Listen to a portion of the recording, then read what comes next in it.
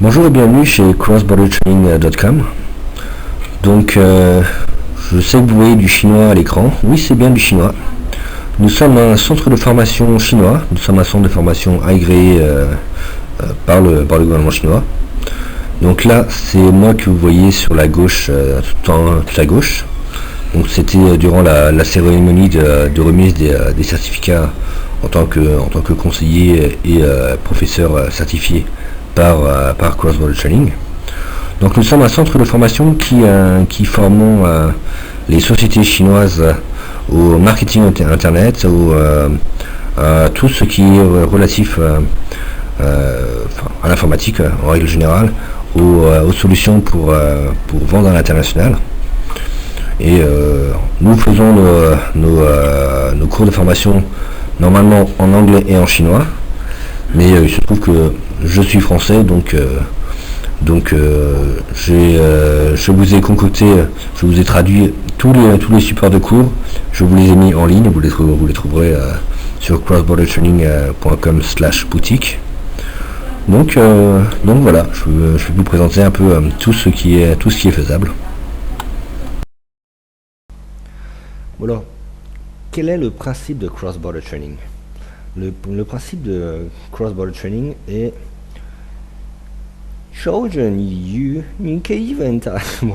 en chinois et en français, nous avons exactement les mêmes expressions. Donne un poisson à un homme et tu le nourriras pour un jour. Apprends-lui à pêcher, tu le nourriras pour toujours. Je vais vous passer l'expression en chinoise, mais nous avons exactement la même chose. Ici, en fait, cross-border training, nous sommes un centre de formation pour aider les sociétés chinoises à se développer à l'international, pour les former à utiliser les nouvelles technologies, Internet, tous les réseaux de communication, la VoIP, pour les former en fait. Mais nous sommes également une web agency, nous pouvons faire tout le travail de A à Z. Pour vous, si vous, société française, vous cherchez une web agency, nous pouvons tout à fait créer votre site, nous pouvons tout à fait le référencer, nous pouvons tout à fait gérer tout ce qui est publicité AdWords. Nous pouvons également publier sur Baidu, étant donné que Baidu est aujourd'hui un des principaux marchés européens. Les Chinois rachètent tout en Europe, on va dire. Donc si vous voulez même vous attaquer au marché chinois, nous pourrions tout à fait le faire. Alors, ce que je voulais dire, c'est que nous pouvons, techniquement, nous sommes tout à fait à même à aider les sociétés chinoises ou aider les sociétés françaises, mais nous préférons vous former les sociétés chinoises ou françaises, plutôt que tout faire à votre place. Pourquoi? Eh bien, tout simplement parce que si nous faisons tout à votre place, d'une part, nous ne connaissons pas votre métier, donc nous pouvons être les meilleurs techniciens au monde. Si nous ne connaissons pas votre métier, nous ne ferons pas forcément le meilleur travail. Celui qui fera le meilleur travail, c'est vous, car vous connaissez votre métier. Vous serez le plus à même de parler de votre métier, vous serez le plus à même de répondre aux gens, vous serez le plus à même en fait. Après, il vous manque juste un côté, le côté technique, ce qui s'apprend facilement. Quand vous aurez le côté technique, vous serez de loin le meilleur commercial, qui soit. C'est pour cela que nous préférons vous former plutôt que de tout faire à votre place. Plus, si nous vous formons, vous êtes capable de déployer la solution. Dans 6 mois, vous êtes capable de la relancer, vous êtes capable d'apporter des modifications, vous êtes capable de tout faire. Alors que si nous le faisons pour vous, nous pouvons tout à fait lancer des campagnes d'emailing, nous pouvons tout à fait lancer des campagnes de fax, nous pouvons tout à fait lancer des campagnes de SMS, des campagnes d'autodialogue, des campagnes d'IVR. Nous pouvons tout faire. Mais à chaque fois que vous voulez changer quelque chose, il faut repasser par nous. Il y a des nouveaux coûts, alors que si vous êtes en mesure de le faire vous-même, vous faites tout et tout va bien dans le meilleur des mondes. Donc voici les points que nous allons aborder dans cette présentation. Donc tout d'abord, pourquoi est-ce qu'il faut aller sur les marchés internationaux?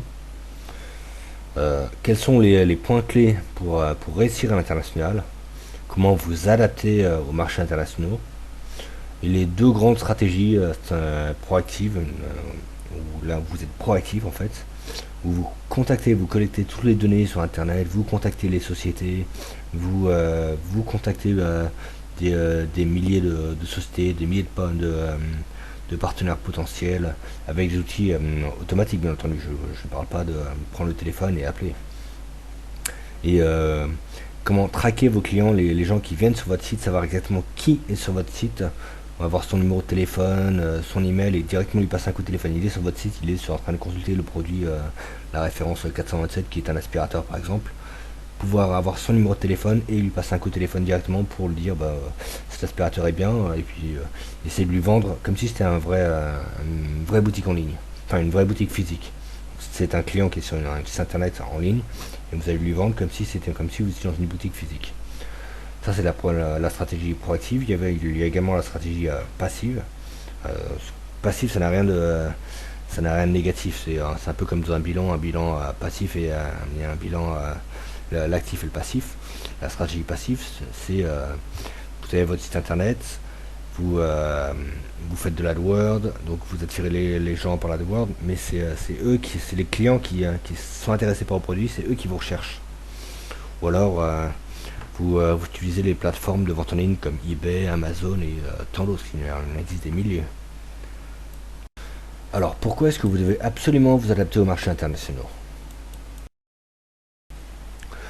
Ici, nous avons un camembert qui présente les principales plateformes B2C. Nous n'avons pas les bas de la plateforme B2B, où il faut en acheter au moins 70 qui sont des plateformes B2B, mais elles ont beaucoup moins de trafic que les B2C, ce qui est logique d'ailleurs.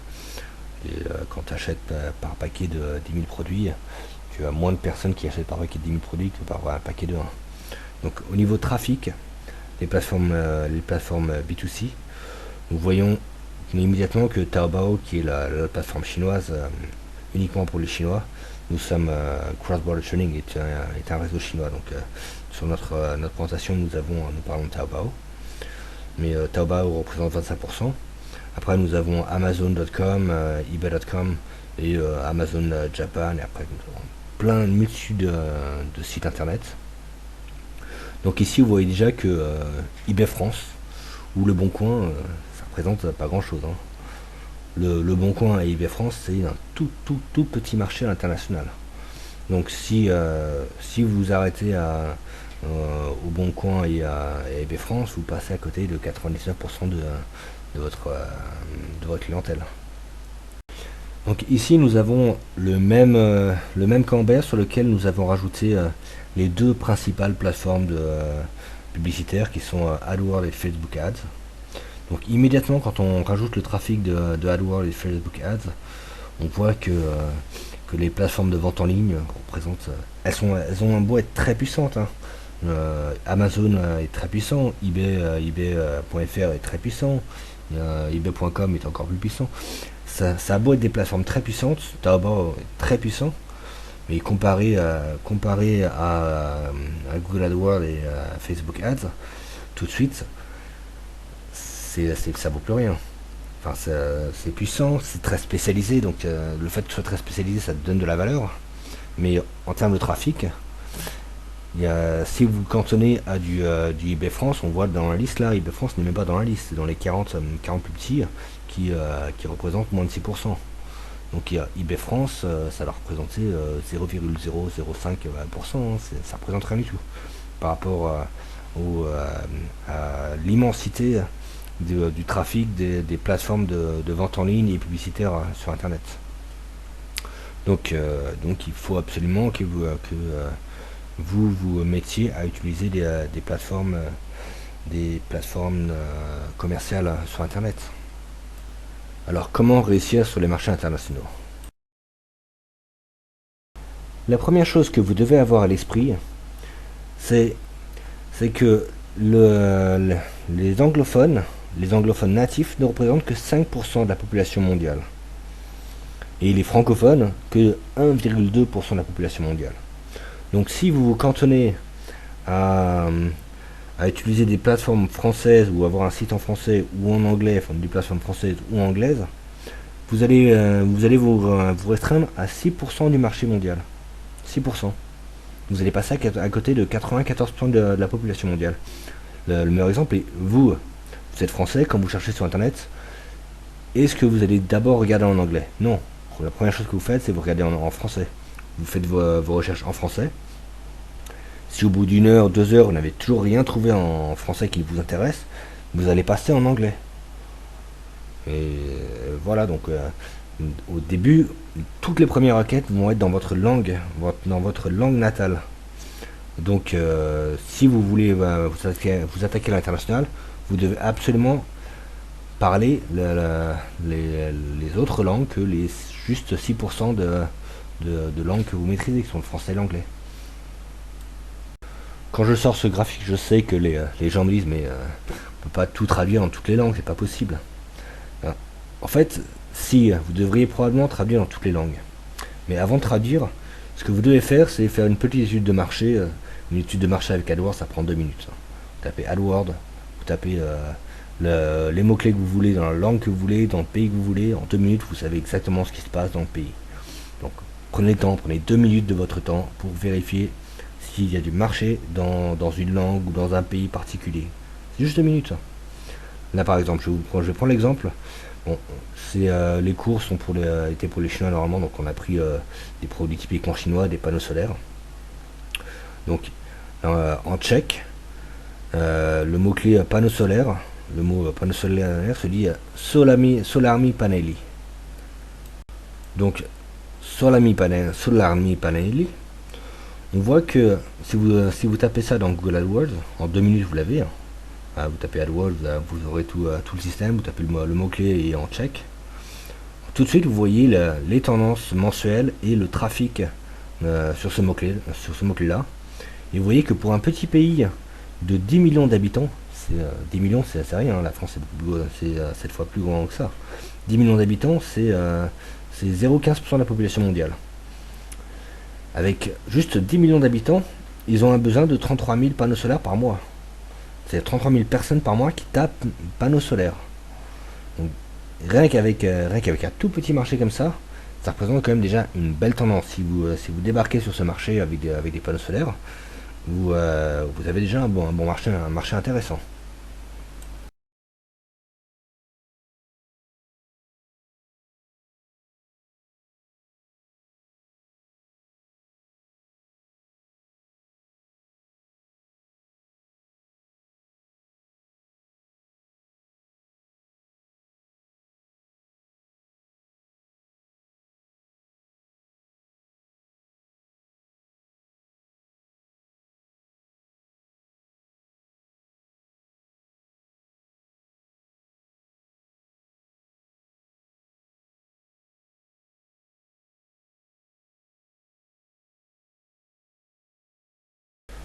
Donc on vient de voir qu'en République tchèque, le marché est intéressant, 33 000 panneaux solaires par mois, ça reste un marché intéressant.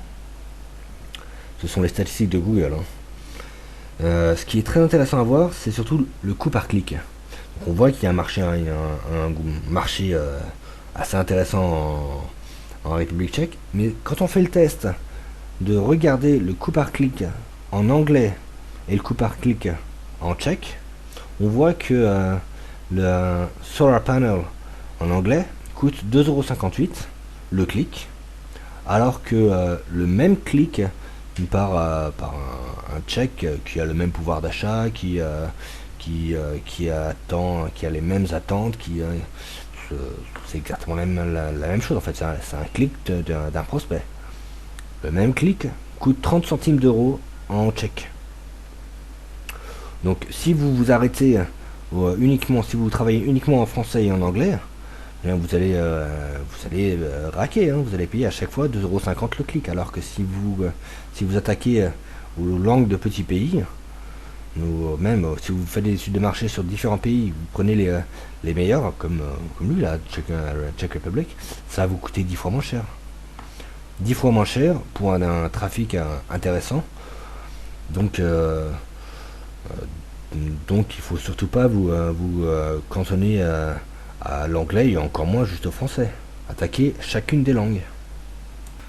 Donc je viens de vous faire un long laïus sur il faut absolument que vous adaptiez aux marchés internationaux, il faut absolument que vous traduisiez vos documents, il faut absolument que vous fassiez des études de marché de 2 minutes suffisent largement, mais des études de marché sur les différentes langues pour savoir s'il y a des prospects dans cette langue, s'il y a de la demande. Maintenant vous allez me répondre, vous êtes bien gentil, mais faire traduire vos documents, ça coûte très cher. Des agences de traduction, ça peut coûter très cher. Je vous confirme, des agences de traduction, ça peut coûter très cher.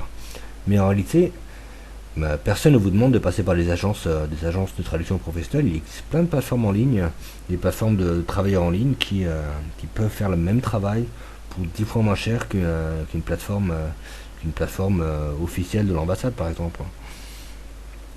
Nous formons par exemple les gens à utiliser Mechanical Turk. Mechanical Turk est une plateforme de travailleurs internationaux où vous trouvez des gens, tout le monde parle anglais là-bas parce que c'est une plateforme anglaise, mais vous trouvez des Russes, vous trouvez des Arabes, c'est international, il y a de tout. Donc quand vous dites je veux qu'un Russe traduise mon document anglais en russe, vous pouvez vous dire que la traduction sera parfaite. Parce que c'est un Russe qui parle anglais, qui est sur une plateforme anglaise, qui vous traduit le document russe. Donc Mechanical Turk est un outil très puissant qui va vous coûter 10 fois moins cher qu'une plateforme de traduction officielle type l'ambassade ou je ne sais quoi. Donc maintenant que vous avez traduit vos documents, votre site internet et toutes vos plaquettes, tous vos documents commerciaux dans les langues que vous avez ciblées, les différents marchés internationaux qui vous intéressent, le français, l'anglais, l'italien, l'allemand, le russe, l'arabe, le portugais, l'espagnol, il y en a un paquet. Hein. Donc une fois que vous avez tout traduit, il faut commencer à prospecter.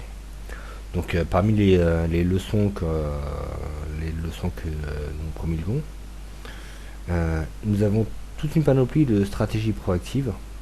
Donc les stratégies proactives, c'est vous qui contactez les gens. C'est vous qui faites toute la démarche. Donc vous récoltez sur les pages jaunes françaises, les pages jaunes anglaises, les pages jaunes de différents pays qui vous intéressent. Votre cible, si vous visez les restaurateurs, vous récoltez tous les restaurateurs, tous les noms des restaurateurs, les noms des restaurants, les numéros de téléphone, les fax, les emails, toutes les données relatives aux restaurateurs. Si c'est pas les restaurateurs, c'est autre chose. C'est pareil. Hein. Donc vous récoltez ça. Les pages jaunes, c'est une façon de récolter, mais il y a plein d'autres moyens. Vous pouvez récolter, si vous avez un site très spécialisé dessus où les gens parlent, vous pouvez récolter toutes les informations dessus. Imaginons que restons sur les restaurateurs. Vous voulez contacter les restaurateurs.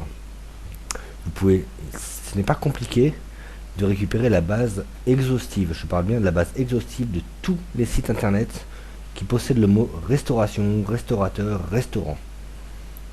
Tous les sites internet sur Terre qui ont ces mots-clés-là, c'est facile de récupérer la base exhaustive et de récupérer les emails des webmasters, les numéros de téléphone, les noms, les adresses, toute la base de données des webmasters en fait, pour ensuite les contacter. Ceci fait partie des stratégies proactives. Donc après, comment les contacter? Eh bien, ça fait partie de différentes leçons. Donc les contacter par l'emailing, une solution très bon marché. Les fax, envoyer des fax personnalisés, les SMS, les autodialers, les IVR. Autodialer, qu'est-ce que c'est qu'un autodialer? C'est un message préenregistré sur téléphone. Donc la personne reçoit sur son téléphone un message qui lui présente la société. Et si ça l'intéresse, elle laisse un message après. C'est une façon assez simple de communiquer massivement sur les téléphones. L'IVR, c'est la même chose, sauf que c'est Interactive Voice Responder. Donc c'est en interaction. Vous appelez la personne, enfin vous appelez le robot appelle le numéro de téléphone qu'on lui a donné, me présente un petit message de présentation des services, des produits. Et si vous êtes intéressé par tel service, appuyez sur 1 pour avoir plus d'informations. Si vous êtes intéressé par tel autre service, appuyez sur 2 pour avoir plus d'informations. Si vous voulez laisser un message, appuyez sur 3. Si vous voulez être redirigé vers un opérateur, appuyez sur 4. Donc les Live Here et l'Auto-Dialer sont les moyens qui permettent de contacter les numéros de téléphone. C'est ce qui est plus performant pour appeler un numéro de téléphone de ligne fixe. Donc la deuxième grande stratégie, c'est une stratégie passive. Donc c'est un peu de la pêche à la ligne. Vous posez vos produits dans toutes les plateformes qui existent. Et après, vous attendez que les gens qui sont intéressés par tel ou tel produit fassent la demande par eux-mêmes. Qu'ils aillent sur les sites internet, qu'ils aillent sur eBay, qu'ils aillent sur Amazon, qu'ils tapent les mots-clés de ce qu'ils cherchent en fait sur Google. Et là, vous apparaissez via le SEO, ou vous apparaissez via la publicité AdWords, ou vous apparaissez dans eBay ou dans Google Shopping. Donc ça, c'est la stratégie passive. C'est vous déposez tous les produits partout où il est rentable de déposer les produits. Et après, vous attendez que les acheteurs viennent parce qu'ils ont besoin. Et c'est eux qui font la démarche après. Donc ça, c'est la stratégie passive. Très efficace aussi.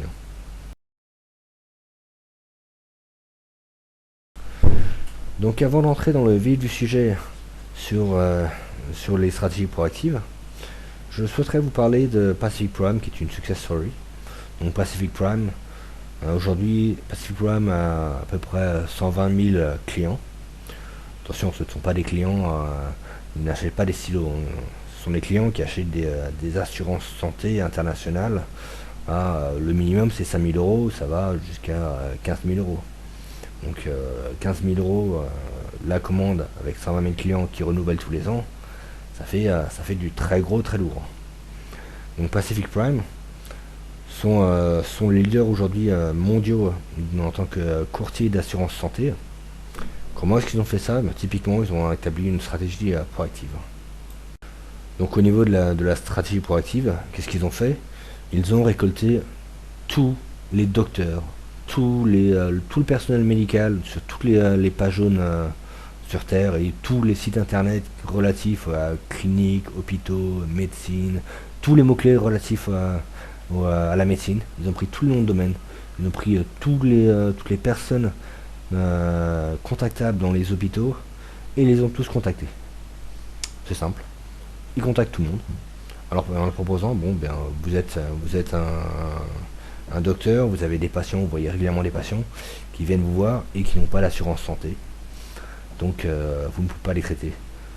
Renvoyez-les nous. Si vous nous les renvoyez, nous allons pouvoir très souvent, nous sommes en mesure de pouvoir les assurer. Nous avons plus d'une centaine d'assurances, de contrats d'assurance, nous contrôlons plus d'une centaine de contrats d'assurance. Dans la plupart des cas, nous arriverons à les assurer. Donc envoyez-nous toutes les personnes que vous avez qui ne peuvent pas être soignées parce qu'ils n'ont pas d'assurance, et nous allons leur trouver une assurance. Et ils trouvent des assurances, et de cette manière ils payent des commissions aux cliniques, aux hôpitaux, aux docteurs, tous les personnels médicaux qui leur envoient des patients, qui leur envoient leurs patients, donc des futurs clients. Et c'est de cette manière qu'ils sont devenus numéro 1 mondial, tout simplement.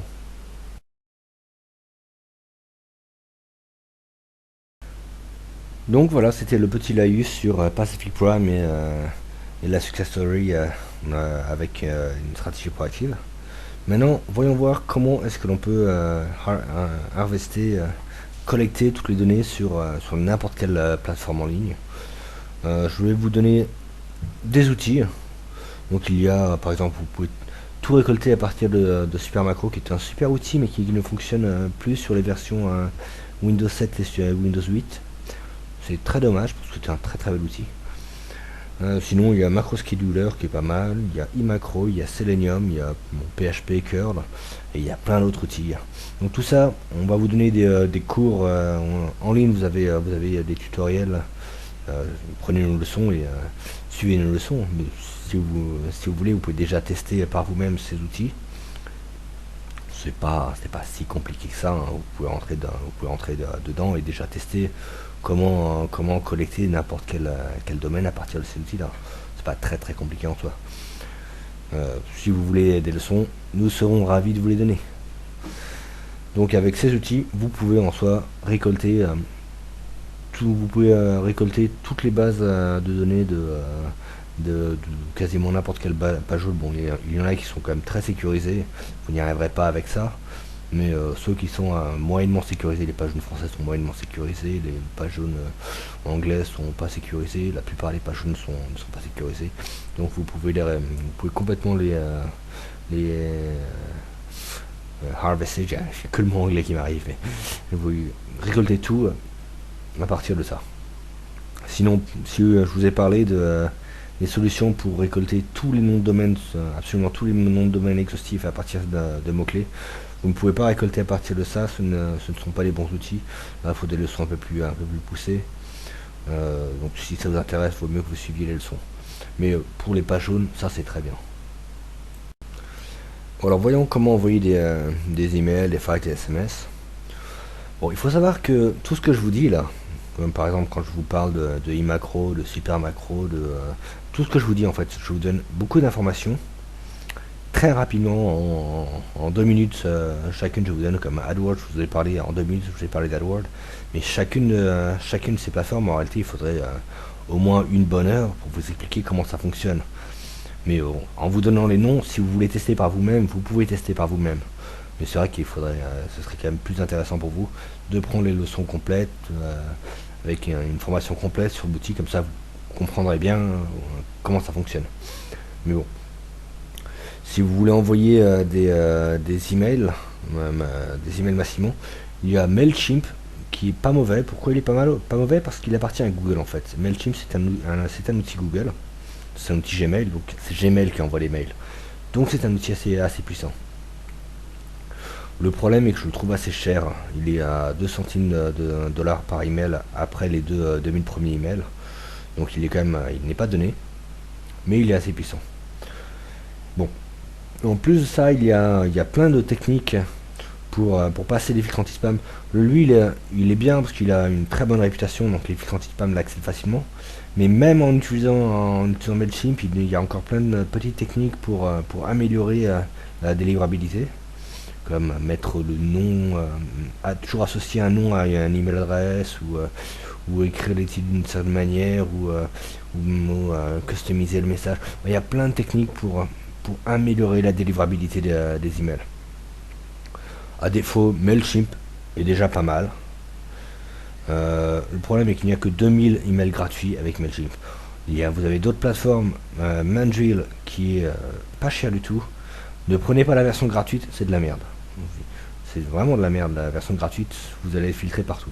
Mais la version payante est vraiment pas chère. Donc je vous recommanderais aussi Mandrill qui est pas mal. Bon, il y a pas mal de solutions puissantes, ou alors prendre un serveur dédié. Ne prenez pas OVH. OVH est extrêmement puissant, extrêmement bon pour des serveurs dédiés, mais pour de l'emailing, à partir de 100 spam reports, c'est-à-dire à partir de 100 personnes qui ont cliqué sur spam dans les mails qu'ils ont reçus de votre part, OVH va couper le port 22, qui est le port d'envoi d'email. Donc pour vous, vous serez content, vous direz j'envoie du mail, j'envoie beaucoup de mails. Mais en réalité, il n'y aura plus aucun mail qui partira.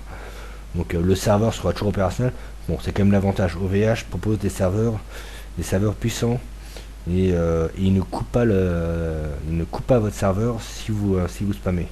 Ils vont vous couper votre port de mail, mais pas votre serveur web. C'est déjà un bon avantage, alors que GoDaddy, ils vont quand même des ports, ils cassent tout, et puis dégagez. Donc surtout ne prenez pas GoDaddy. Celui qui est pas mal, c'est Dailybox. Dailybox est très bien. Dailybox, il vous coupe pas facilement, et il vous permet d'envoyer un sacré paquet de mails avant de vous bloquer. Ça, c'est si vous prenez les solutions de serveur dédié. Sinon, en SMTP, c'est vrai que Mandrill est pas mal. Bon, on pourrait parler comme ça pendant des heures des solutions d'emailing. En fait, il y a plein de... Je ne vais pas rentrer trop dans le détail non plus. Donc pour tout ce qui est SMS et fax, ce qui est très important, email aussi d'ailleurs, email, SMS et fax, c'est un code de tracking pour savoir qui clique, qui va sur le site. C'est le plus important pratiquement. Si vous n'avez pas de code de tracking, vous ne savez pas ce qui se passe. Non seulement vous ne savez pas ce qui se passe, mais vous n'allez pas à côté de vente. Les gens, vous ne pouvez pas recontacter les gens qui sont intéressés. Alors que si vous mettez un code de tracking, vous savez exactement qui est intéressé par quel produit, et vous pouvez prendre le téléphone et lui passer un coup de téléphone et finaliser la vente. Vous allez vendre 20 fois plus avec un code de tracking que sans code de tracking. Donc vous mettez les codes de tracking, c'est extrêmement important. Donc comment mettre des codes de tracking? Bon, par SMS et par fax. Des solutions mail to SMS ou mail to fax sont de très bonnes solutions parce que c'est contrôlable complètement en PHP. Vous pouvez en faire ce que vous voulez de vos SMS, vous pouvez faire ce que vous voulez de vos fax. Donc les solutions mail to SMS et mail to fax sont assez bonnes. Surtout si vous vivez en France, et après a priori vous vivez en France parce que cette vidéo est dédicacée aux Français, même si moi je suis très loin, je suis en Chine, cette vidéo est dédicacée aux Français. En France, vous avez Bouygues Télécom qui permet l'envoi de SMS illimité. Vous prenez des solutions, la solution s'appelle Mail to SMS sur le téléphone Android. Vous branchez ça sur votre... non, même pas. Vous installez l'application Mail to SMS qui est redirigée sur Gmail, et de Gmail vous envoyez tous vos SMS gratuitement, sachant que le PHP contrôle les emails envoyés sur Gmail. Donc là, vous pouvez inonder la France gratuitement. Donc oui, Mail to SMS est un très bon outil. Mail to Fax est très bien. Bon, il y a plein d'autres solutions. On va pas trop rentrer dans le détail, mais oui, voici alors code de tracking et Mail to SMS pour customiser. Pareil pour les emails, il faut absolument customiser les emails. Donc voici un exemple de SMS customisé. Donc c'est en anglais, désolé, on fait des formations aux Chinois qui parlent anglais. Donc les exemples de SMS, c'est hello the name, it's on met le nom de la société, enfin, votre nom, from votre compagnie. Are you still interested by le produit que la dernière fois la personne était intéressée par. I have a new product even better than l'ancien, et là vous collez le nouveau. At only le nouveau prix. Are you interested? Call me at. Tu mets le numéro de téléphone. Visite le nom de domaine avec le tracker. Très important de savoir qui va dessus, qui est intéressé. Le nom. Et comme ça vous pouvez générer un paquet de SMS. Mais quand la personne reçoit le SMS, il a l'impression que que vous l'avez écrit spécifiquement à lui. Vous avez écrit un seul SMS de la journée juste pour lui. Là il va se dire ce gars-là, j'ai dû le rencontrer. J'en ai eu des gens comme ça d'ailleurs, qui sont arrivés. Ah, je me souviens, je t'ai rencontré il y a 2 ans au café de machin. Pas du tout. J'avais envoyé un millier de SMS. Mais oui, tu es le frère de. C'est tellement personnalisé que la personne se dit, lui, je l'ai rencontré à telle soirée et c'est fini. Il est parti, il prend tous tes produits. C'est très très efficace quand on customise les emails, les mails, les fax. Donc voici un exemple de SMS généré. Hello Nicolas, it's Yulong. Oui, c'est chinois. Hein. Yulong from LED88. Ils font beaucoup de solutions LED, donc on a pris comme exemple LED88. Et 88 en Chine, c'est fortune. Le 8, c'est le signe de la fortune, donc ils mettent des 888 partout. C'est-à-dire, en tant que Français, ça choque énormément quand on arrive en Chine, parce que 888, bon, c'est 888, ça choque pas trop, mais le 6 par exemple, le 6 ça veut dire flexibilité. Et les Chinois te collent des 666 partout pour dire on est hyper flexible, on sait tout faire. Mais alors quand tu prends une boîte d'aspirine qui s'appelle 666, tu te dis qu'est-ce que c'est que ce truc? En tant que Français, 666 ça passe pas. Alors que le Chinois c'est une boîte d'aspirine qui va te guérir ton maux de tête, tes crampes d'estomac et tout en fait. C'est très différent. Bon. From LED88, are you still interested by LED screen 6 pitch? Donc c'est le dernier produit qu'il avait vu à l'époque, il était intéressé par ça. If I have I have a new product even better, the LED screen 4 pitch, des écrans LED de plus petite taille. At only 800 RMB per meter square. $US per millimeter square. Donc une version améliorée. If you're interested, call me at, voici le nouveau numéro de téléphone, or visit, et voici le numéro mail avec LED4 pitch, donc c'est la référence du produit. Et derrière, vous voyez 85F6 .html. Donc ça, on fait pas attention, mais en fait c'est le numéro de tracker. Donc quand il clique dessus, on sait automatiquement que c'est telle personne, et donc on sait que cette personne a visité le site. Et s'il visite la page, c'est pas intéressant. Par contre, s'il visite la page, qu'il consulte 3 autres pages derrière et qu'il revient une semaine après, là on sait qu'il faut lui passer un coup de téléphone. Là on lui passe le coup de téléphone, là on finalise la vente. Donc maintenant que vous avez contacté vos prospects ou vos futurs partenaires ou vos resellers ou tous ceux qui peuvent vous aider dans la vente, une fois que vous les avez contactés par email, par fax, par SMS et que vous avez collé un tracker dedans, très très important, vous savez tout ce qui se passe. Vous savez tous ceux qui reviennent, vous savez tout ce qui consultent. Mais quand vous avez la personne sur le site internet, c'est tellement mieux qu'Analytics. Analytics c'est bien, hein, ça vous dit ouais, vous avez une personne qui se trouve à Kuala Lumpur qui a visité le site. C'est super. C'est qui? Aucune idée. Mais bon, il habite à Kuala Lumpur. C'est intéressant. Bon.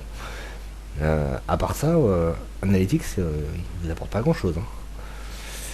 Donc là, eh bien, si vous avez envoyé vos emails, vos fax et vos SMS avec Tracker, ces personnes, quand ils ont cliqué, vous savez exactement, ah, c'est Nicolas de telle société avec tel numéro de téléphone qui vient de visiter le site.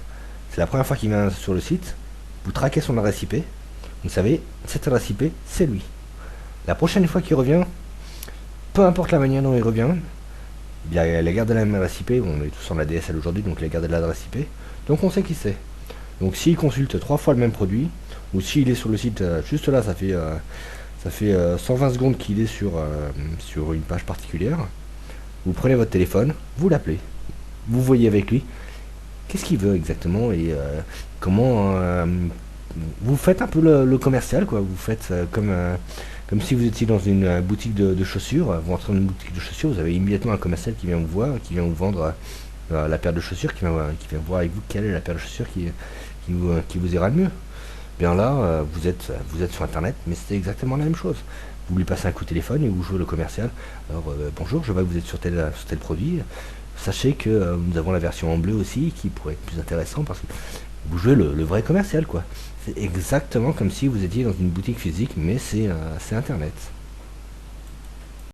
Donc faisons un peu le bilan des stratégies proactives avec Tracker. Je vous ai pas encore parlé des autodialers, mais parce qu'on peut pas mettre de tracker dans les autodialers, c'est une voix, donc et à part on peut pas mettre d'identifiant.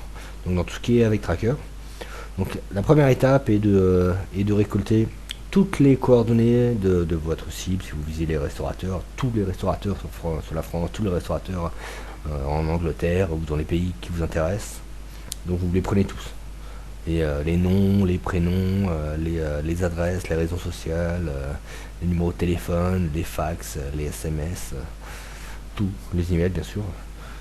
Et comme ça vous pouvez après faire des messages très customisés. Bonjour Nicolas, j'ai vu ton site internet, il est très intéressant. Le gars il reçoit le mail, il se dit bon, bah, c'est une personne qui me contacte moi spécialement moi. Hein. Alors que pas du tout, c'est envoyé en automatique. Donc vous pouvez prendre ça par des pages jaunes, des chambres de commerce, des annuaires ou des banques de Whois, très très efficace aussi. Donc quand vous avez récolté toute la base, vous leur envoyez un message via une des solutions ou via les 3 solutions. Hein. Vous pouvez les contacter de multiples manières. Vous traquez l'adresse IP. Donc vous savez, telle adresse IP, c'est telle personne. Si vous voyez que dans une semaine, dans un mois, cette adresse IP, quelqu'un revient, vous savez que c'est telle personne. Vous savez, vous l'avez traqué plutôt. Donc vous l'avez traqué. Si il consulte par exemple 3 fois le même produit, il est sur votre site, il consulte 3 fois une paire de chaussures, vous savez qu'il est intéressé par cette paire de chaussures. Qu'est-ce que vous faites? Vous envoyez immédiatement un email en disant Oh, on a une promotion à 5% de réduction sur tel produit. En fait, la promotion est tout le temps sur tous les produits, mais vous dites sur tel produit, c'est son produit, c'est le produit qui l'intéresse. Nous faisons une promotion de 5% cette semaine. Le gars, il va être très intéressant, on va juste me faire une promotion. Il va être ouais, il va probablement le prendre. S'il le prend pas, 5 jours plus tard, une piqûre de rappel, vous renvoyez un email. Attention, la promotion se termine dans 2 jours. C'est la fin là, hein. Prenez-le tout de suite. Donc vous avez plus que 2 jours pour la prendre. Donc là, s'il le prend pas, vous ne l'aurez jamais avec lui, hein, mais il y a de fortes chances qu'il passe, qu'il prenne votre paire de chaussures tout de suite. Alors voyons maintenant les autodialers, les IVR, autodialer, IVR, Interactive Voice Responder. Donc il faut savoir, là vous n'avez pas encore, vous êtes en train de regarder la vidéo, vous n'avez pas encore mis les mains dans le cambouis, vous n'avez jamais encore, vous n'avez peut-être jamais encore collecté des données, lancer des robots sur les pages jaunes ou des pages pro ou que sais-je, n'importe quelle base de données en ligne de société ou de particulier. Vous n'êtes encore jamais attaqué à ça. Quand vous allez le faire, vous allez vous rendre compte que 70% des numéros sont des numéros, enfin 70% des coordonnées sont des numéros de téléphone fixe. Or, les numéros de téléphone fixe, vous ne pouvez pas leur envoyer d'SMS, vous ne pouvez pas leur envoyer d'email, vous ne pouvez pas leur envoyer de fax. Vous pouvez leur passer des coups de téléphone, c'est tout. Donc, vous avez deux possibilités. Soit vous mettez tout à la poubelle, vous abandonnez, et vous passez à côté de 70% du marché, soit vous forcez la vente, forcez le destin, et vous utilisez des autodialers, et vous les appelez tous en autodialer, vous les appelez tous en IVR. Comment faire ça? L'autodialer, je vais vous montrer plusieurs solutions pour appeler en automatique. Donc, comment faire des appels automatiques? Vous avez peut-être déjà entendu parler de Asterisk, qui est la solution la plus connue sur le marché. Donc, je vous en parle ici. Je trouve qu'elle n'est pas terrible. Sincèrement, elle n'est pas terrible. Mais c'est la solution la plus connue sur le marché, c'est la plus vieille solution. C'est pas celle que je vous recommande. Elle est open source, elle est gratuite. Toutes les solutions là dont je vous parle sont des solutions gratuites open source. Donc vous pouvez les tester par vous-même. Pas facile à mettre en place, hein, mais vous pouvez les tester par vous-même. Donc Asterisk, il y a Treebox qui est pas mal, qui est en fait un dérivé de Asterisk. Il y a ICT-Dialer qui est lui-même un dérivé de Asterisk. Il y a Xivo qui est lui-même un dérivé de Asterisk. Donc, en fait, les trois autres appartiennent, sont des produits dérivés de la plateforme d'IPBX Asterisk, qui est une plateforme open source. Donc voici 4 solutions que vous pouvez déployer pour passer vos appels en automatique. Donc voyons maintenant les stratégies passives. Donc les stratégies passives, c'est vous faites en sorte qu'on vous voit, mais c'est les internautes qui viennent vous voir, c'est pas vous qui contactez les internautes d'abord. Donc bien entendu, la première chose, c'est vous créez votre site internet. C'est pas le plus important a priori, parce que si vous utilisez des plateformes comme eBay, comme Amazon, comme toutes les plateformes de commerce puissantes, elles auront beaucoup plus de poids que votre site internet. Surtout si vous faites pas de SEO, ou vous faites un peu de SEO mais pas assez. Des plateformes comme eBay auront beaucoup plus de poids. Donc si vous vous lancez dans le site internet, votre propre site internet, car vous voulez, c'est une question d'image de marque aussi, plus si vous vendez sur eBay, c'est quand même bien d'avoir votre site internet ou sur les plateformes comme ça, parce qu'à chaque fois que vous publiez sur eBay France, Germany, et enfin tous les 20 plateformes eBay qui existent, ainsi que les 20 plateformes Amazon qui existent, et toutes les autres plateformes qui existent, chaque fois que vous publiez dessus, vous faites un lien sur votre site internet. Donc votre site internet va être très puissant, et les gens qui passent sur eBay vont être redirigés sur votre site internet et vont regarder les produits qui se trouvent sur votre site internet. Ils vont peut-être acheter des produits qui sont sur votre site internet, mais pas sur eBay. Donc c'est quand même pas mal. C'est quand même pas mal d'avoir son propre site internet. Donc nous avons des leçons spécifiques sur comment devenir webmaster. Les webmasters en herbe, on n'a aucune idée de comment faire un site internet. Eh bien on peut les faire, c'est pas compliqué. Vous qui n'avez jamais touché à un script PHP, vous n'avez jamais fait du FTP, je vous garantis que vous êtes en mesure de faire votre propre site internet très facilement et très joli. C'est pas compliqué, hein. Il n'y a rien de compliqué dans un site internet en réalité. Les gens se disent, waouh, c'est un super webmaster, il a fait un superbe site en Ajax qui fait téléphone portable. Ouais, c'est très très compliqué. Non, il y a vraiment rien. Vous prenez OS Commerce, vous prenez PrestaShop, vous prenez Magento, vous prenez Zencard, vous uploadez, vous donnez les accès de connexion MySQL et puis terminé quoi. Ça fonctionne. Vous envoyez un template et c'est terminé. Bon, c'est pas, y a rien de très très méchant. Donc, si vous voulez le faire vous-même, allez-y, c'est très très simple. On a des cours spécifiques sur comment intégrer, comment créer son propre site internet avec ce genre de CMS. Alors, en réalité, c'est même pas de la boutique en ligne. Vous pouvez déployer n'importe quel CMS si vous voulez faire des chats, si vous voulez faire un Facebook, vous pouvez faire des Facebook. Hein, faites votre propre Facebook, ça n'a rien de compliqué à faire. Donc nous avons des leçons en ligne pour vous apprendre à faire n'importe quel site internet. Même si vous n'avez strictement aucune notion d'internet, ça n'a rien de compliqué, comme je le répète. Et après, nous avons une leçon quand même beaucoup plus poussée, beaucoup plus technique, sur comment référencer un site. Référencer, c'est important, surtout à l'international, parce que en fait, c'est pas si compliqué que ça d'être le numéro 1 dans une langue étrangère si vous employez les bonnes méthodes. Si vous passez par des rédacteurs qui rédigent du contenu dans la langue du pays, vous allez galérer parce que les sociétés locales, c'est beaucoup plus facile pour elles. Si vous voulez concurrencer une société russe en Russie, c'est beaucoup plus facile pour elles de faire du contenu. En russe, je veux dire. Mais c'est pas si compliqué que ça quand même de passer devant eux avec les bonnes techniques. Donc vous avez des leçons très très poussées au niveau SEO pour comment mettre un site, comment pousser un site au top. C'est pas, si vous connaissez un peu le SEO, c'est un peu du black hat, mais c'est du black hat avec un principe. Le principe est d'utiliser le moins possible les outils de soumission automatique. N'utilisez pas du tout aucun outil de soumission automatique, aucun outil qui se connecterait à Facebook ou qui ferait du Kratos quoi. On veut faire du très très propre, on veut que ce soit des humains qui publient, et de cette manière vous pouvez faire du SEO très clean avec un background black hat, mais ça reste du très très clean dans le sens où c'est que des interactions humaines qu'il fait. Et Google, c'est ce qui surveille en fait. Il n'est pas capable de remarquer si le contenu a été généré. Par contre, il est tout à fait capable de remarquer si c'est un robot qui l'a publié. Et ça pardonnera pas. Donc, on a des solutions, des formations très très poussées sur le SEO pour vous aider à vous positionner dans n'importe quelle langue en fait.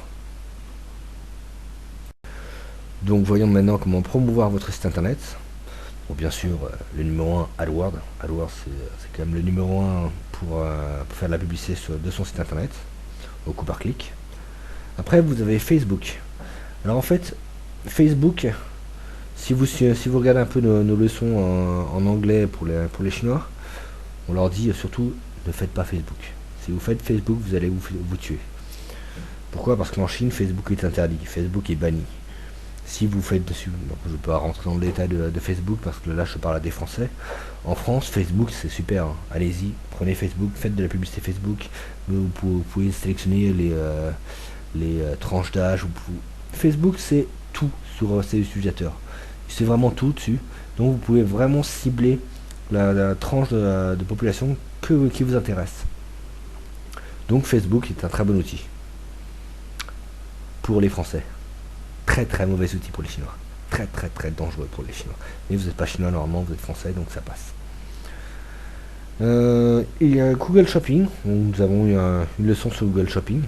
Google Shopping est puissant, mais Google Shopping associé à AdWords est extrêmement puissant. Donc faut pas regarder Google Shopping comme Google Shopping simplement, faut regarder Google Shopping associé à AdWords. Là c'est très très puissant. Il y a Yahoo Shopping et il y a Net Affiliation. Alors Vous allez être content, je fais la publicité pour les sociétés françaises aux Chinois. Donc NetAffiliation, c'est une société française qui est très correcte en termes de publicité sur Internet. Donc ils ont plus de 30 000 sites Internet, ils en ont sans doute plus aujourd'hui. C'était à l'époque quand je suis fait en France, et c'était vraiment il y a très longtemps. Donc NetAffiliation, c'est une plateforme d'affiliation. Bon, à l'international, il y a TradeDoubler qui est pas mal aussi, mais qui sont plus chers que NetAffiliation. Et je trouve que NetAffiliation, à l'époque où je l'utilisais, c'est-à-dire il y a 6 ans, c'était très bien. Je n'ai pas trop eu l'occasion de les réutiliser depuis, mais je pense qu'ils sont encore très bien. Donc NetAffiliation, c'est très correct comme solution. Donc qu'est-ce qu'il faut garder à l'esprit quand on parle de Google AdWords? Il y a 2 éléments extrêmement importants à vraiment garder à l'esprit. Google AdWords, quand vous l'utilisez, ne l'utilisez pas simplement en français ou en anglais. Enfin, du moins si vous voulez faire de l'international. Si vous voulez faire de l'international, ne vous arrêtez surtout pas l'anglais. Vraiment, ce serait vraiment dommage. Pourquoi? Je vous l'ai expliqué plus tôt, je vous remets là exactement le même slide que celui que je vous ai présenté plus tôt, parce que là je parle en détail d'AdWords. C'est si vous vendez des panneaux solaires en anglais, le coût par clic va vous coûter 2,50 €. C'est très cher le coût par clic. Alors que si vous le vendez, c'est le même clic, hein, c'est la même tranche de population, c'est des gens qui sont tout aussi prêts à payer, à mettre 1000 €, 2000 € dans un panneau solaire. Donc au final, ça représente le même gain. Et bien, si vous le faites en tchèque, ça vous coûtera 30 centimes, soit 10 fois moins cher. Donc, règle numéro 1 sur Google, faites-le en multilangue. Ne vous arrêtez surtout pas à l'anglais, ne vous arrêtez surtout pas au français. Faites-le sur toutes les langues qui ont du marché en fait. La deuxième chose très importante à savoir sur AdWords, très importante, c'est Google a son système de tracking. C'est un autre système de tracking, mais il a son système de tracking. Il vous faut mettre en place le tracking Google sur votre site internet pour savoir quels sont les mots-clés qui sont intéressants. Quand vous avez les mots-clés intéressants, Google sait quels sont les mots-clés qui ont été intéressants, quels sont les mots-clés qui ont rapporté de l'argent, quels sont les mots-clés qu'il faut pousser. Bien, il voit quels sont les bons mots-clés, mais il voit aussi quels sont les mots-clés pourris. Alors, tous les mots-clés qui n'ont jamais rapporté un sou, qui ont coûté de l'argent, mais qui n'ont jamais rapporté un centime, c'est des mots-clés pourris, c'est des mots-clés à bannir. AdWords est capable de supprimer automatiquement au bout de 5 clics. Si vous avez payé 10 centimes par clic sur ça et 5 clics sur tel mot-clé, vous avez perdu 50 centimes, il ne nous a jamais rien rapporté. Automatiquement, Google, si vous lui demandez, hein, automatiquement Google va arrêter le mot-clé, va dire on arrête les frais, c'est de la merde. Donc, pourquoi je vous parle de ça? C'est parce que quand vous allez sur le marché international, déjà sur le marché français c'est vachement important, c'est vachement utile. Mais quand vous êtes sur le marché international, vous prenez les mots-clés sur les panneaux solaires, Google va vous proposer une centaine de mots-clés relatifs aux panneaux solaires. Eh bien, si vous vendez des panneaux solaires et que vous avez le mot-clé réparateur de panneaux solaires, c'est pas du tout vous. Hein. Vous vous en foutez des réparateurs de panneaux solaires, c'est pas du tout votre activité. Mais comme vous parlez pas tchèque, vous pouvez pas repérer que c'est réparateurs de panneaux solaires et que ça vous intéresse pas. Pourtant, vous l'avez mis dans votre liste. Et bien là, Google va automatiquement sabrer tous les mots-clés qui servent strictement à rien. Et donc vous n'allez garder que les très bons, que les meilleurs mots-clés en fait. De cette manière, vous ne pouvez pas vous tromper en fait. C'est fait pour vous assurer d'avoir les meilleurs mots-clés, d'avoir le meilleur retour sur investissement. Donc voilà, c'est vraiment ce qu'il faut garder à l'esprit. Les 2 choses à garder à l'esprit. Attaquer l'international, c'est moins cher. Et supprimer automatiquement les mots-clés pourris. Donc là par exemple on est sur l'outil pour supprimer les mots-clés, pour mettre des règles de suppression automatique. Donc voilà comment supprimer automatiquement des mots-clés. Donc on dit au bout de 20 clics et si 10% n'ont rien rapporté, on back le mot-clé, c'est un mot-clé de merde. Tout simplement. Donc là nous rentrons dans la dernière partie des stratégies passives, les stratégies commerciales passives, c'est-à-dire les plateformes commerciales internationales. Donc il faut savoir qu'il existe des milliers de plateformes commerciales internationales. Rien que moi, je suis juste un webmaster. Et, durant mon cursus professionnel, j'ai déjà installé pour 3 clients des plateformes de vente en ligne multi-vendeurs. Donc rien que moi, je suis un webmaster, j'en ai déjà installé 3. Donc il existe des dizaines de milliers de webmasters. Je vous laisse imaginer combien de dizaines de milliers de plateformes de vente en ligne existent sur Internet, de plateformes multi-vendeurs. Donc, parmi ces milliers de plateformes, en fait, bon, parmi ces milliers de plateformes, il faut savoir quelles sont les bonnes plateformes, quelles sont les plateformes pourries. Et donc nous allons vous montrer, suivez nos leçons et nous allons vous donner exactement les listes des très bonnes plateformes, des plateformes où il ne faut pas y aller, ça sert à rien. Voilà pour résumer. Maintenant, voyons, quand vous voulez vendre, vous êtes sur eBay par exemple. Vous voulez vendre, vous posez votre annonce. Bien, vous êtes un newbie, vous venez de débarquer en tant que vendeur, vous allez avoir beaucoup de mal à vendre. Pourquoi? Parce que vous n'avez aucune évaluation.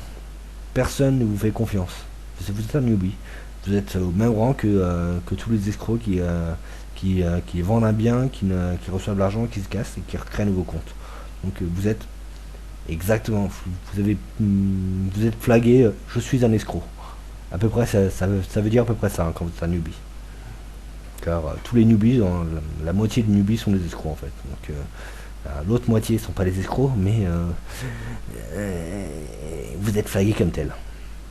Donc tant que vous n'avez pas plein d'évaluations positives, vous allez avoir toujours du mal à vendre. Et c'est un peu le chat qui se mord la queue, hein. C'est très difficile. Les premières ventes sont très difficiles parce que personne ne vous fait confiance. Et non seulement ils ne vous font pas confiance, mais si jamais vous avez le moindre problème de livraison, de retard ou quoi que ce soit, ils vont être cinglants parce qu'ils vont se dire encore un escroc. Donc le début est très difficile. Donc il vous faut rapidement trouver des évaluations positives. Et il y a des techniques, hein, pour avoir facilement des évaluations positives. Et après une vingtaine d'évaluations positives, une trentaine, si on en a plus c'est mieux, hein, mais une vingtaine c'est suffisant. À partir de 20, les gens commencent à vous faire confiance. Et là, les ventes vont arriver naturellement.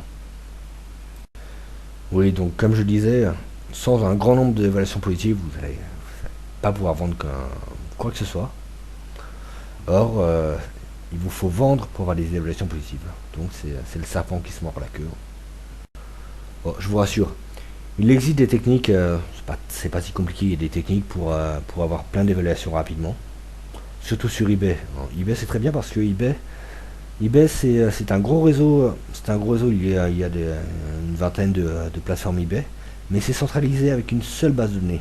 Ce qui fait que vous avez un compte eBay France, vous pouvez publier sur ebay.com, sur eBay Allemagne, eBay Italie, eBay Espagne, eBay Brésil. Vous pouvez publier sur toutes les plateformes eBay, peu importe la plateforme. Et donc vous échangez vos évaluations de plateforme en plateforme. Et après, eh bien, c'est une seule plateforme qui gère tout. Et c'est quand même beaucoup plus simple à gérer.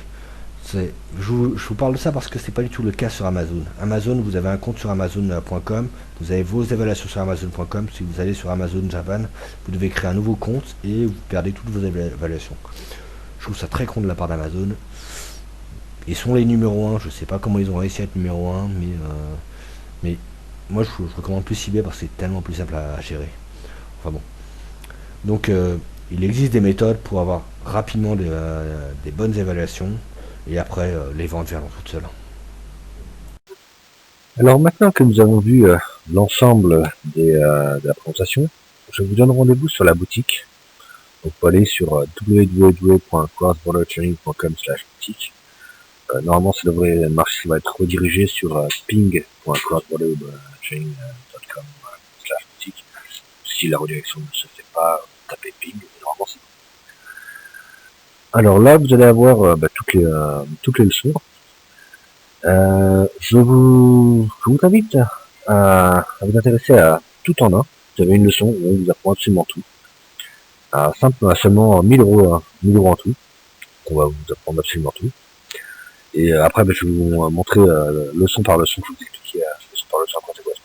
Mais sachez que si vous voulez tout savoir, pour 1000 euros, vous avez la totalité. Alors dans la première leçon, nous allons vous expliquer comment faire traduire tous vos documents commerciaux, n'importe quel document, dans n'importe quelle langue. Bien entendu, je ne parle pas de faire traduire via Google Traduction ou via Baidu Fanny ou Bing Traducteur. Ce n'est pas de la traduction automatique, c'est la vraie traduction par des vrais interprètes, si vous voulez traduire en russe, par des vrais Russes qui vont vous traduire tout ça. En soi, ça n'a rien de compliqué, ça coûte pratiquement rien. Faire traduire une page Word, ça revient à peu près à $6 une page. Donc comment faire traduire n'importe quel document sans passer par les services de l'ambassade qui coûtent très cher, sans passer par des agences de traduction qui coûtent extrêmement cher. Il y a des techniques pour trouver instantanément une personne qui peut vous traduire et qui peut vous traduire n'importe quel document dans n'importe quelle langue. Donc on va vous montrer comment faire cela. Dans la deuxième leçon, nous allons vous apprendre à faire votre propre site internet. Nous allons vous montrer les différents CMS, comment mettre à jour votre site, quelle technologie choisir. On va faire le tour de PrestaShop et d'OS Commerce. Puis on va voir comment modifier vous-même avec des logiciels professionnels votre site.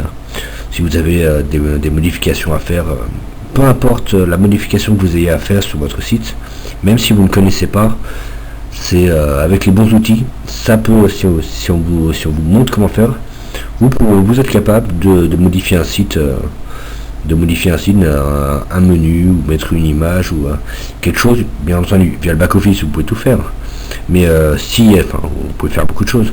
Mais si ça fait partie des éléments qui ne se trouvent pas dans le back-office, il faut que vous puissiez le modifier.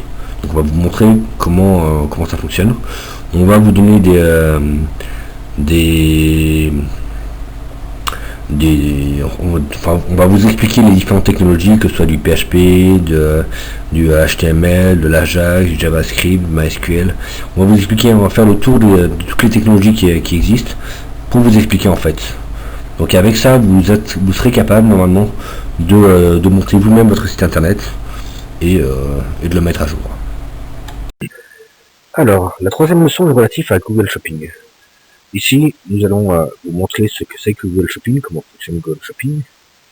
Google Shopping est une plateforme d'affiliation où chaque boutique en ligne peut diffuser ses produits, que ce soit relayés.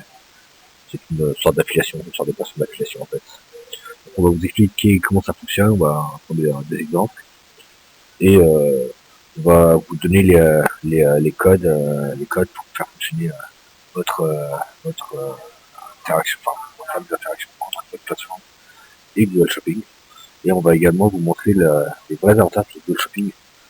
Si vous utilisez la version simple de Google Shopping, c'est bien, mais sans être super puissant. Il faut associer Google Shopping à Google AdWords. Là, ça devient quelque chose de vraiment puissant.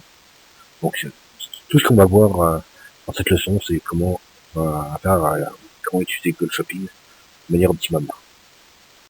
Alors la quatrième leçon, on va vous apprendre comment utiliser AdWords, comment optimiser vos campagnes, comment gérer au mieux le retour, les statistiques, pour voir quels sont les mots-clés qui sont intéressants, quels sont les mots-clés qu'il faut retirer. On va vous apprendre à optimiser votre retour sur investissement, comment trouver des bons mots-clés, comment trouver des mots-clés qui ne coûtent pas cher et qui rapportent gros. Voilà. Dans cette leçon, on va également vous apprendre comment utiliser AdWords à l'international, parce que c'est vrai qu'à l'international, on peut faire des choses extraordinaires.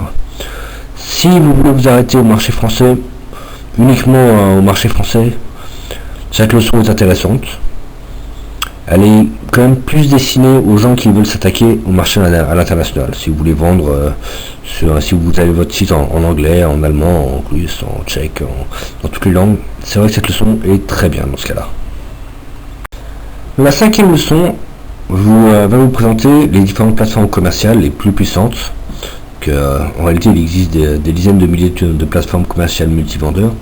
Ici, nous allons vous présenter les 100 plateformes les plus puissantes sur Terre. Nous allons voir les différentes stratégies possible pour vendre sur ces différentes plateformes. C'est vrai que c'est beaucoup une question de réputation, comment booster sa réputation, comment booster rapidement sa réputation. Nous allons également vous apporter dans le back-office de Cross-Border Training, vous allez avoir accès à toutes les plateformes, mais également aux liens de connexion, de login, de publication rapide des produits pour gérer ça rapidement. Donc vous aurez juste à cliquer, vous arriverez directement sur la bonne page. On va vous expliquer un peu comment utiliser les plateformes, même si vous ne parlez pas la langue, même si la plateforme est en japonais par exemple, vous pouvez l'utiliser. Il y a des techniques pour traduire les sites, même si vous êtes derrière, même si vous êtes connecté. En général, quand vous êtes connecté, Google ne peut pas voir ce que vous voyez parce que lui n'est pas connecté en votre nom. Et pourtant, il y a des techniques pour vous permettre de traduire et quand même publier. On va vraiment faire le tour de toutes les techniques pour vendre sur les plateformes commerciales et vous allez voir les principales plateformes, les 100 plus puissantes plateformes commerciales. La sixième leçon, la sixième formation est relative à eBay. Pourquoi eBay? Parce que eBay, avec son trafic total d'1 demi-milliard de visiteurs, 1 demi-milliard, c'est colossal, hein, de visiteurs. Je parle eBay à l'international, pas eBay France, eBay à l'international. Avec son trafic de 1 demi-milliard de visiteurs, est une plateforme que vous ne pouvez pas, vous passer. D'une part, d'autre part parce que c'est une plateforme centralisée, donc, c'est la plateforme sur laquelle vous devez être, car avec un seul compte, vous pouvez gérer toutes les plateformes. Et parce que eBay est vraiment unique en son sens, il n'y a aucune autre plateforme, du moins de cette envergure, de cette puissance, qui fonctionne de cette manière. Taobao, la version chinoise, a également un trafic monstrueux, mais ce n'est pas de la vente, ce n'est pas des enchères, ça ne fonctionne pas vraiment sur le même principe. eBay a un mode de fonctionnement qui est très très particulier, et quand vous maîtrisez son mode de fonctionnement, là ça devient vraiment très très très puissant. Donc on va vous expliquer comment sélectionner les bons marchés sur eBay, comment trouver les bons prix. Il y a des techniques en fait. Il y a des techniques pour savoir si tel ou tel marché est intéressant et quel prix pour vendre au bon prix, pas vendre trop cher, pas assez cher. Si vous vendez trop cher, vous n'allez pas vendre. Si vous vendez trop bas, vous allez vendre beaucoup, mais vous ferez beaucoup moins de marge que ce que vous pouvez faire. Il y a des techniques pour savoir exactement comment obtenir le meilleur prix, le bon prix, pour vendre un maximum et un maximum de bénéfices. Et nous allons également vous expliquer comment booster vos évaluations de manière tout à fait légale. On ne va pas vous expliquer comment faire des faux comptes. Vous faites des faux comptes et vous créez des évaluations. Non, parce que si vous faites ça, vous allez avoir votre compte avec plein d'évaluations de comptes, de faux comptes qui viennent juste d'être créés et qui, d'ailleurs, c'est même pas possible, parce que c'est très compliqué. Là, il faut au moins 5 évaluations pour avoir le droit de donner des évaluations. Donc, ce qu'on va vous expliquer, c'est comment obtenir rapidement des centaines d'évaluations positives sans utiliser des techniques qu'on va classer, qu'on va appeler illégales, qui est de faire des faux comptes et de voter pour soi-même. Ça marchait il y a 10 ans, ça marche plus aujourd'hui. Et en plus, non seulement ça marche plus aujourd'hui, mais si vous faites ça, vous risquez de vous faire allumer. Non, il y a d'autres techniques tout à fait légales pour gonfler artificiellement vos évaluations et ainsi avoir une énorme crédibilité sur le marché. La 7e leçon est relative aux techniques d'aspiration de n'importe quel site internet,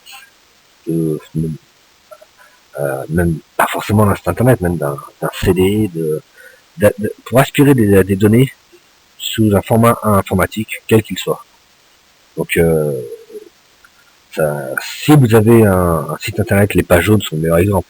Vous avez des pages jaunes, vous voulez aspirer toutes les données sur un secteur particulier, vous vendez par exemple votre produit est destiné à l'hôtellerie par exemple, eh bien, comment faire pour aspirer les coordonnées de tous les hôtels sur n'importe quelle page jaune au monde. Il existe plusieurs milliers de sites internet qui se revendiquent des pages jaunes. On a répertorié les puissances. Comment aspirer ces coordonnées, peu importe le site. Il y a des techniques, donc on va vous les apprendre. Mais c'est vrai que c'est pas forcément un site internet, hein. C'est pas forcément une page jaune, ça peut être un forum, ça peut être une banque de données d'entreprise, ça peut être ne serait-ce que eBay ou Alibaba ou Taobao, ça s'inspire de la même manière. Il faut récupérer les coordonnées des entreprises par secteur, par produit, et vous pouvez faire une énorme base de données de contacts. Même en CD, comme je vous disais précédemment, si c'est un CD, il y a des techniques pour l'aspirer. Donc là, on va vous montrer par différents processus. Il y a différentes méthodes. Il y a des méthodes très simples, il y a des méthodes un peu plus compliquées, il y a des méthodes nettement plus compliquées, mais qui sont vachement plus rapides, et au moins, quand ça fonctionne, vous pouvez aller vous coucher, sûr que ça tourne tout seul. Donc on va vous montrer les différentes techniques pour aspirer n'importe quelle base de données en ligne pour ensuite les contacter. Quand je dis aspirer les bases de données, je ne parle pas uniquement des emails. Vous allez trouver des logiciels sur internet qui vous permettent d'aspirer des emails. Ça veut rien, ça. Super, vous avez un email. C'est qui? C'est quoi? Est-ce qu'il est relatif? Est-ce qu'il est vraiment dans le domaine? Ça, vous ne savez rien, c'est juste un email trouvé sur un site. Vous ne pouvez pas le savoir. Par contre, ici, vous allez pouvoir récolter l'email, le numéro de téléphone, le fax, le nom, la raison sociale de l'entreprise et les produits qu'ils font, plus l'adresse et toute l'information qui se trouve sur le site. Vous allez récupérer ça et vous allez mettre ça dans une base de données. C'est qu'après, vous savez, vous pouvez taper dans la base, je cherche les gens qui font des chaussures. Et là, vous avez toutes les personnes qui font des chaussures. Voilà ce qu'on va vous apprendre. Vous voyez qu'il y a un deuxième lien également ici. Je vous ai mis crossbordertraining.com/CYP. CYP pour Check Yellow Page. Vous allez atterrir sur une page où vous allez avoir un moteur dans lequel vous pouvez mettre vos mots-clés avec des virgules. Si vous avez 3 mots-clés, si vous faites des frigos, mais vous vendez des frigos, vous pouvez taper réfrigérateur, congélateur et d'autres mots-clés. Voilà, électroménager par exemple. Et vous tapez ça, vous traduisez ça dans toutes les langues et vous le remplissez dans ce moteur. Et lui va chercher dans toutes les pages jaunes au monde tous les gens qui correspondent à ce résultat. Et ça va pas vous donner la base, mais ça va vous montrer combien de personnes sont relatives à ce domaine. Combien il y a de personnes qui vendent des réfrigérateurs à travers le monde. Après, il n'y a plus qu'à aspirer les pages jaunes, tout simplement. La 8e leçon c'est relative à Mailchimp. C'est une leçon utile si vous avez des petites bases d'emails. Oui, typiquement, si vous avez de l'ordre de moins de 10 000 emails à envoyer, Mailchimp, c'est parfait. C'est vraiment génial. C'est gratuit, oui, ça fait tout. C'est génial. En plus, c'est un taux de délivrabilité énorme. Pour des petites bases de mails, Mailchimp, si vous savez bien l'utiliser, c'est extraordinaire. Pour des grosses bases d'emails, ça finit par monter très cher. C'est très cher pour de grosses bases d'emails. Donc, si vous avez des très grosses bases, si vous avez 100 000, 200 000, 1 million, voire 1 million d'emails à envoyer, surtout n'utilisez pas Mailchimp, ça va vous coûter trop cher. Vraiment très très cher. Mais pour des petites bases, Mailchimp est un outil extraordinaire. Et après, il faut savoir l'utiliser au mieux. Mais là, on va vous montrer exactement comment utiliser toutes les fonctionnalités. Et c'est vrai que c'est un bel outil. La 9e leçon est une leçon très intéressante, très utile. C'est les trackers. Comment suivre quelqu'un sur votre site internet, comment savoir qui c'est, voir son nom, son prénom, son numéro de téléphone, sans même qu'il remplisse ça. Tout savoir sur une personne, qu'est-ce qu'il a vu, sur quelle page il se balade, quel produit il a intéressé. Oui. Comment tout savoir sur une personne.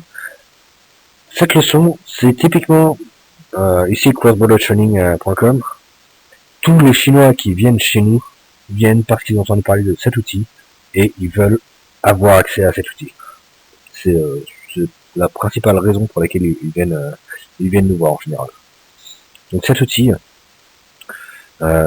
permet en effet à partir de bases de cornets que vous avez attrapées à droite à gauche via les aspirateurs de mail, via tout ce que vous avez pu trouver des sites d'entreprise, contacter les gens avec des trackers et faire que vous suivez ces gens, vous avez un accès, vous savez exactement qui ils sont. Donc si vous allez sur votre site, enfin si vous allez sur le site de tracking, vous savez, Nicolas Dupont au numéro de téléphone 1775 s'est connecté il y a 3 minutes sur telle page et il a consulté 27 pages depuis le début et c'est la 5e fois qu'il se connecte. Donc Nicolas Dupont est très intéressé, on sait qu'il est sur telle page et qu'il faut prendre le téléphone et l'appeler tout de suite pour lui vendre le produit parce qu'il est intéressé et qu'il attend que c'est comme si quelqu'un rentrait dans une boutique de chaussures et quand il rentre dans une boutique de chaussures, vous avez un vendeur qui vient le voir directement pour trouver quelle chaussure pour lui convenir le mieux. Et c'est pareil. Là, quand quelqu'un vient sur Internet, vient sur votre site, c'est pas compliqué de faire la même chose et de lui passer un coup de téléphone immédiatement et lui dire alors vous cherchez quoi exactement, vous cherchez plus ça, vous voulez, c'est tout à fait possible. Donc c'est ce que l'on vous explique dans cette leçon. La 10e leçon, c'est le référencement. Comment référencer votre site. Alors, en toute sincérité, le référencement c'est vraiment mon domaine de compétence. Je travaille pendant plus de 10 ans en tant qu'expert en référencement. Bon, au début, j'étais pas un expert en référencement, mais à la fin, clairement un expert en référencement. J'ai dirigé plus de 200 sites internet. J'ai managé le référencement de plus de 200 sites internet, dont un réseau, le réseau immobilier Alliance Habitat, qui, quand je l'ai pris, il avait un référencement de 0. Il y avait personne qui allait sur Alliance Habitat. Et au bout de 2 ans, on atteignait les 1 million, 1,5 million de visiteurs par mois. Donc au niveau référencement, il existe des techniques qui très puissantes pour pousser un site internet. Bon, tout de suite, Alliance Habitat aujourd'hui ne fait plus partie des principaux sites internet. C'était en 2008. En 2008, ils atteignaient 1,5 million de visiteurs par mois. C'était très puissant. On s'est fait sabrer par Pingouin, par Panda, par tous les algorithmes qui sont mis après. Mais non, en soi, on s'adapte au fur et à mesure. Il existe plein de solutions qui aujourd'hui, je vais surtout vous recommander des solutions très propres. Ne pas faire de publication automatique, ne pas faire. Il faut vraiment rester dans du très très très propre. Mais il y a même dans du très très propre, il y a des techniques qui sont très efficaces, qui peuvent vous permettre de vous référencer très vite sur un secteur et d'y rester, bien entendu. Et d'y rester. En français, c'est tendancieux, et d'y rester. Bon, et de rester numéro 1 sur le secteur. Donc là, on va vous expliquer toutes les techniques puissantes qui sont utilisées aujourd'hui pour positionner un site. Donc si vous voulez devenir un expert en référencement, allez-y, prenez cette leçon. La 11e leçon concerne les partenariats en ligne. Alors, il faut savoir que au niveau SEO, les partenariats en ligne, c'est bien. Cette leçon va vous permettre de faire du SEO dessus. Mais c'est pas dans ce sens-là que je parle de partenariat. C'est plus dans le sens, vous vendez des chaussures, eh bien, ça n'a rien de compliqué de récupérer la base de tous les webmasters. Je parle de la base exhaustive. La base exhaustive de tous les webmasters au monde qui ont un nom de domaine avec le mot chaussure, par exemple. Ou shoes, ou scarpe en italien. Ou sheds en Chine, par exemple. C'est pas compliqué de récupérer la base de tous les sites internet au monde qui utilisent certains mots-clés. Vous êtes un vendeur de chaussures, vous connaissez toutes les boutiques en ligne qui vendent des chaussures comme ça, et vous connaissez l'adresse email du webmaster, le nom, le prénom, le numéro de téléphone, le fax, le téléphone portable. Vous pouvez, il y a une technique, ça, c'est ce que l'on va vous apprendre. Dans cette leçon, on vous apprend comment récolter cette base, pour que ensuite vous puissiez les contacter et leur dire, bien, nous fabriquons des chaussures. Bon, ça c'est très chinois. L'exemple est chinois, mais nous sommes une usine de chaussures. Vous avez un site internet qui s'appelle ASL Shoes. A priori, vous vendez des chaussures. Donc, est-ce que ça vous intéresse de publier nos chaussures qui vont coûter beaucoup moins cher? Nous sommes une usine, donc nous en fabriquons à l'appel. Si vous voulez, vous pouvez présenter nos produits sur votre boutique et on serait ravis de s'occuper de la logistique. Typiquement, en France, on peut faire la même chose. Hein. Bon, oui, on peut faire la même chose. Peut-être moins d'usines qu'en Chine, mais après, du côté du service, en France, encore beaucoup de services, ça marche pareil. La deuxième leçon concerne le mass mailing. Si vous voulez envoyer un très très très grand nombre d'emails et qu'ils arrivent à destination. Donc, certains pourront dire c'est complémentaire avec la leçon sur MailChimp. Pas du tout. Pas du tout. MailChimp, c'est du mass mailing si vous voulez envoyer 10 000 emails. 10 000 emails, MailChimp fera ça très bien. Très bien. Si vous voulez envoyer 200 000 emails, 500 000 emails ou 1 million d'emails, oubliez complètement MailChimp ou alors soyez prêts à mettre des budgets de 10 000 euros par mois. Donc, on considère que 10 000 euros par mois, c'est un beau budget. Il faut trouver des solutions alternatives. Donc, comme solution alternative, nous allons vous montrer toutes les différentes solutions qui existent, que ce soit du SMTP, que ce soit du PHP, des serveurs, des adresses IP sur serveurs dédiés. On va prendre les différentes solutions. On va rentrer en détail dans une solution en SMTP qui est assez bonne. On va rentrer dans une autre solution qui, en fait, les serveurs SMTP, c'est bien, c'est rapide à installer, mais au final, eux, qu'est-ce qu'ils utilisent? Ils utilisent des adresses IP sur les serveurs dédiés en IP failover, on appelle ça. Donc, on va rentrer sur les plateformes SMTP, comment l'utiliser, mais on va également vous montrer comment créer votre propre plateforme qui permet d'envoyer des millions d'emails sans payer par un provider SMTP. Et donc, comment dispatcher vos emails sur une trentaine, sur une quarantaine, vous pouvez aller jusqu'à 256 adresses IP. Donc, 256 adresses IP, là, vous pouvez inonder le monde pour envoyer, quoi. Vous avez du lourd. Donc, cette leçon va vous expliquer comment gérer un serveur dédié avec jusqu'à 256 adresses IP dessus, et comment envoyer à partir de ces adresses IP des emails pour switcher, pour ne pas, si vous envoyez 1 million d'emails via une adresse IP, au bout de 10 000 emails, déjà vous commencez à être saturé. Au bout de 50 000, il n'y a plus rien qui sort, il n'y a plus rien qui marche. Donc si vous les dispatchez sur des adresses IP, ça passe beaucoup mieux, c'est beaucoup plus léger et vous allez vous faire bannir. On va vous expliquer comment le faire. On va rentrer en détail.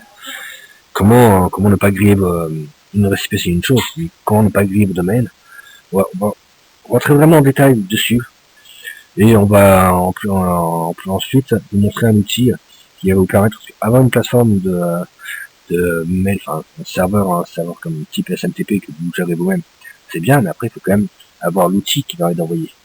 On va vous montrer un autre outil qui est très bien, qui permet d'envoyer massivement des emails, qui permet même de faire des séquences, un séquençage d'emails. Donc le premier jour vous recevez un email qui vous parlait de produit, le deuxième qui va parler d'une promotion, le troisième qui va rappeler la promotion, le quatrième, un séquençage d'emails. Tout ça, c'est dans cette leçon. Tout ce qui est relatif aux emailing. Oui, j'oubliais une chose très importante. Ça gère l'emailing, ça gère l'envoi des emails, mais dedans, nous allons également voir comment automatiquement supprimer tous les emails toutes les outbounds, on appelle ça, les emails qui ne sont plus valides parce que le serveur n'existe plus. Ça va vous filtrer une grande partie de votre base qui est mauvaise. Et nous allons également voir comment traiter votre bounce rate, c'est-à-dire dès que vous envoyez un email à une adresse qui n'existe plus, le serveur qui a reçu l'email vous envoie une information pour vous dire cette adresse n'existe plus. Ne la contactez plus, il faut surtout pas la contacter une deuxième fois. C'est quand vous avez un email, le premier email que vous envoyez sur une base flash que vous venez de récupérer, vous allez vous faire sabrer méchamment parce que vous envoyez un gros emailing sur une base qui a un très gros bounce rate, un très gros retour de l'email n'existe plus. Donc les serveurs qui vont recevoir vos emails ne vont pas apprécier quand vous leur envoyez trop d'emails pourris, on va dire, avec un bounce rate trop important. Donc il faut savoir bien gérer ça. Donc le premier emailing que vous allez faire, vous allez vous faire sabrer, mais les suivants vont être bien meilleurs parce que vous aurez nettoyé la base. Cet outil permet de nettoyer la base et de tout faire proprement après. Cet outil permet également, le problème est que vous envoyez par exemple 200 000 emails. C'est bien gentil, vous envoyez 200 000 emails, vous avez un service, vous allez recevoir, si c'est une base que vous n'avez jamais utilisée auparavant et qui est un peu vieillotte, vous allez recevoir peut-être 40 000 emails disant cet email n'existe plus. Poum, ça fait mal. Donc 40 000 bounce rate, il faut les traiter, il faut les retirer de la base, et vous allez recevoir peut-être 20 000 emails disant on est parti en vacances, on revient dans une semaine, on est à Grand Enfer, je suis parti en congé maternité, des trucs comme ça. Vous allez recevoir un paquet d'emails de ce type. Nous avons bien reçu votre email, nous vous rappelons plus tard. Des emails qui servent strictement à rien et qui pourrissent votre Outlook. Donc tous ces emails, faut les trier automatiquement et les sabrer, les supprimer, ils servent à rien. Pour ne garder que les vrais emails. Donc là-dedans, on va également vous expliquer comment ça fonctionne pour filtrer les emails retour. Vous allez recevoir des dizaines, voire 50 000 mails de retour. Savoir lesquels sont des bounce rates, lesquels sont des hard bounce, lesquels sont des bonjour, nous sommes en congé maternité, lesquels sont des bonjour, nous avons bien reçu votre email, et lesquels sont des vrais emails, oui, je suis intéressé par ce produit. Donc là-dessus, vous allez avoir toutes ces informations. La 13e leçon va vous expliquer comment envoyer des fax, comment utiliser des fax via la VoIP. Vous savez peut-être pas ce qu'est la VoIP. La VoIP, c'est Voice on Internet Protocol. Donc c'est typiquement, vous êtes français, vous savez ce qu'est une Freebox. Vous savez que si vous avez votre téléphone branché sur une Freebox, vous pouvez appeler de manière illimitée gratuitement. Bien, le fax, c'est presque la même chose, sauf que vous ne pouvez pas le brancher sur une Freebox. Donc dans cette leçon, on vous explique comment faire fonctionner une plateforme de fax sur de la VoIP et que ça fonctionne. Alors que si vous prenez n'importe quelle VoIP ou si vous connaissez ça sur votre Freebox, sur votre OneInbox ou quoi que ce soit, désolé, ça ne marchera pas. Donc là, on va vous expliquer un peu comment faire fonctionner ce genre de plateforme. La 4e leçon va vous expliquer comment utiliser des plateformes d'autodialer, de IVR, Interactive Voice Responder, des plateformes SMS, des plateformes de fax en VoIP. En fait, bon, vous savez peut-être pas ce qu'est un autodialer ou un IVR. Quand vous appelez France Télécom, quand vous appelez France Télécom, c'est un très bon exemple, vous allez voir que vous allez avoir une petite musique d'attente, et puis si vous voulez appeler si vous voulez tomber sur un opérateur qui traite de ça, si vous voulez passer en anglais, appuyez sur la touche 3, si vous voulez c'est un robot qui va discuter avec vous, on voit après comment tout ce que vous voulez. Sauf que là chez France Télécom, eux, ils le font en mode réception. Donc vous les appelez et le robot va essayer de comprendre ce que vous voulez et où vous dirigez, où vous donnez des informations. Si vous voulez savoir plus sur telle information, tapez 5. Si vous voulez savoir plus sur ça, tapez 6. Le robot va vous expliquer tout. Ça, c'est un IVR, c'est un Interactive Voice Responder. Sauf que là, bien sûr, dans cette leçon, on vous explique comment le faire, mais on vous explique mieux. On vous explique comment le faire en manière d'appel. C'est vous qui appelez. Donc, vous collez ça sur les pages jaunes. Vous appelez toutes les sociétés en France et vous leur dites bonjour, nous proposons tel service, que vous êtes intéressé par ça, plutôt par ça, Si vous voulez plus d'informations, si vous voulez être mis en contact avec un opérateur, tapez sur 7, etc., etc. Donc automatiquement, vous pouvez appeler, c'est votre patron commercial qui appelle les gens, qui leur demande si vous êtes intéressé par ce genre de service. Si oui, c'est cool, sinon c'est pas grave. Au moins, vous ne mettez pas un vrai commercial qui va vous coûter relativement cher. C'est un robot qui appelle, tout simplement. Donc ça, c'est une solution. Donc il y a la même chose avec les SMS, la même chose avec les fax. Là-dessus, cette leçon va vous expliquer comment contacter les gens massivement sans email. La vraie raison de cette leçon, c'est parce que normalement vous avez probablement déjà, enfin, j'espère que vous l'avez fait, vous avez peut-être déjà pris la leçon sur comment aspirer les pages jaunes, comment aspirer n'importe quelle plateforme en ligne. Et si vous avez aspiré les pages jaunes françaises, les pages jaunes belges, les pages jaunes suisses, les pages jaunes canadiennes, là vous avez déjà une base francophone, vous pouvez les contacter par exemple. Le problème est que en aspirant les pages jaunes, vous allez avoir beaucoup d'emails, c'est vrai, mais la plupart des informations seront des numéros de téléphone, ce ne sera pas des emails. Vous n'arriverez pas à avoir les emails de tout le monde. Je dirais même 70% des données sont des numéros de téléphone et pas des emails. Donc si vous voulez les contacter, vous êtes obligé de passer par le téléphone.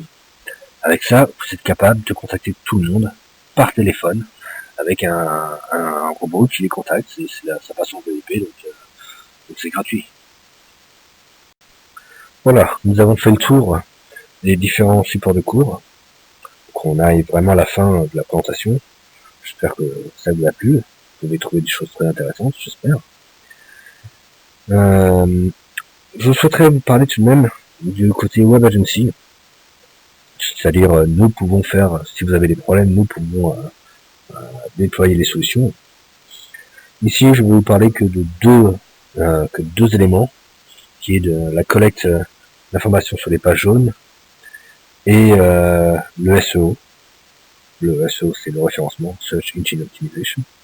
Donc au niveau de la collecte, l'aspiration des pages jaunes, donc c'est très bien que beaucoup d'entre vous sont intéressés par ça. C'est un outil extraordinaire, mais ça risque de vous saouler assez rapidement de comprendre comment utiliser les outils d'aspiration et de faire ça sur toutes les plateformes, parce qu'il y a plus d'une centaine de plateformes.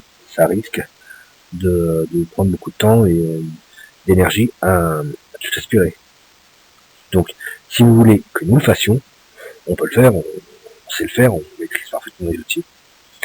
Donc, on peut aspirer n'importe quelle page jaune. Vous nous dites quelle page jaune vous voulez aspirer, quelle plateforme, sur crossbordertraining.com/checkyellowpage /cyp.checkyellowpage. Vous allez avoir le moteur avec tout pour rechercher. Ça va scanner toutes les pages jaunes pour vous, ça va vous donner le résultat, combien de résultats se trouvent dans cette page jaune, dans celle-là, dans celle-là, dans celle-là, dans celle-là, pour les critères que vous avez tapés. Et donc, si vous êtes intéressé par les pages jaunes françaises, anglaises, italiennes, espagnoles, vous nous faites la liste, vous nous envoyez ça, et ce que nous faisons, c'est nous facturons 200 € la première page jaune. Donc, si vous voulez simplement aspirer les pages jaunes françaises sur telle thématique, c'est 200 €. La deuxième page jaune, c'est 150 € jusqu'au 10e. C'est sur PrestaShop, ça fonctionne comme ça. C'est paramétré. Si vous dites je vais aspirer 40 pages jaunes, automatiquement ça va être dégressif. Le système va automatiquement dégrossir le prix. Et au bout de la 10e page jaune, ce sera à 100 € la page jaune aspirée. Donc si vous voulez aspirer 40 pages jaunes, ce n'est pas le prix sous les yeux, mais sur PrestaShop, vous tapez 40 et ça va vous donner le prix tout de suite. Donc là, nous pouvons aspirer pour vous n'importe quelle page jaune et nous vous donnerons les résultats avec le nom, le prénom, le numéro de téléphone, le fax, l'email si c'est possible. Beaucoup n'ont pas d'email. Aussi, quand on récolte les emails, c'est pas parce que les gens ne donnent pas les emails que l'on ne peut pas récupérer les emails. Typiquement, sur Alibaba, les gens nous disent mais comment est-ce que vous avez récupéré nos coordonnées? C'est simple, si un nom de domaine, il y a la société Tartampion qui vend des produits, elle n'a pas donné son email. Bah oui, t'as pas donné ton email, c'est pas grave, t'as donné ton nom de domaine. Donc si tu donnes ton nom de domaine, les robots vont automatiquement prendre le nom de domaine, scanner le domaine, voir si c'est une page contact ou feedback ou callback ou une page relative au contact ou about us. Ils vont la scanner, regarder s'il y a un email dedans. S'il y a un email, s'il y a 2, 3, 4, 5, 6, ils vont tous les prendre. Ils vont regarder s'il y a des outils type Live ou QQ ou Skype ou même Facebook, des comptes Facebook, vont automatiquement régénérer les emails relatifs. Parce que quand on a un numéro QQ, on rajoute QQ derrière, .com, et on a l'email. Quand on a un Skype, un identifiant Skype, on rajoute quand on a un Facebook, on rajoute Facebook derrière, et on a un email Facebook qui est ensuite redirigé par Facebook sur la bonne email. Donc tout ça, même si le site ne montre pas l'email, on peut le récupérer. Et même s'il n'y a pas d'email sur le site, on peut quand même le récupérer, du moins l'adresse email du propriétaire du site et du webmaster, à travers la base de registre des whois. On appelle ça un whois. Donc, dès que quelqu'un achète un nom de domaine, il donne son email. Il est obligé de donner son email. Si vous avez déjà acheté un nom de domaine, vous avez forcément donné votre email, vous avez forcément donné votre numéro de téléphone, vous avez forcément donné votre nom. Et donc ça c'est consultable, c'est gratuit, n'importe qui peut le consulter. Donc il faut l'outil va les consulter automatiquement et récupérer toutes ces informations là. Donc même si les pages ne fournissent pas l'email est récupérable à travers le nom de domaine. S'il y a un nom de domaine, il y a un email. S'il y a un nom de domaine, il y a un numéro de téléphone. S'il y a un nom de domaine, il y a un fax. Vous récupérez toutes ces informations là et après vous les contactez. C'est tout ça. Enfin, si vous voulez pas le faire, on le fait. On peut scanner tout ça pour vous. Alors, le dernier point, c'est le SEO. Je vous ai dit auparavant que j'étais un expert SEO, que j'ai plus de 10 ans de SEO, que j'ai géré plus de 200 sites internet au niveau de référencement. Donc, si vous préférez que je m'occupe de votre site internet, que je lance la campagne SEO, il n'y a pas de souci, je peux le faire.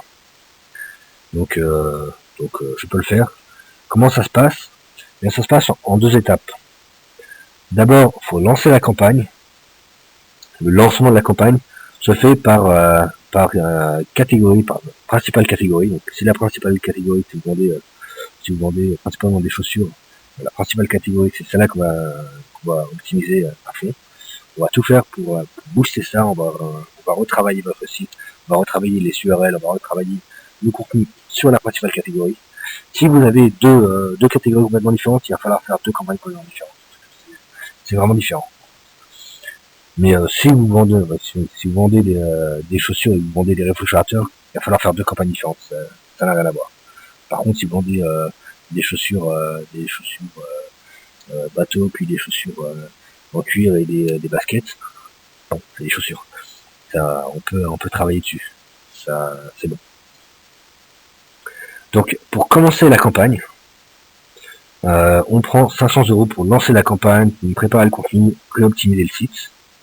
Et ensuite, par mois pour payer les gens qui vont faire des liens très propres. Ce qu'il faut faire, quand je parle de référencement aujourd'hui, c'est qu'il faut faire du très très propre. Il faut vraiment faire du nickel. Donc quand Google regarde le site, il dit bon, ça c'est nickel, ça c'est nickel, ça c'est nickel. Il n'y a rien de louche. Dès si Google a le moindre doute, il va vous flinguer, je vous le dis.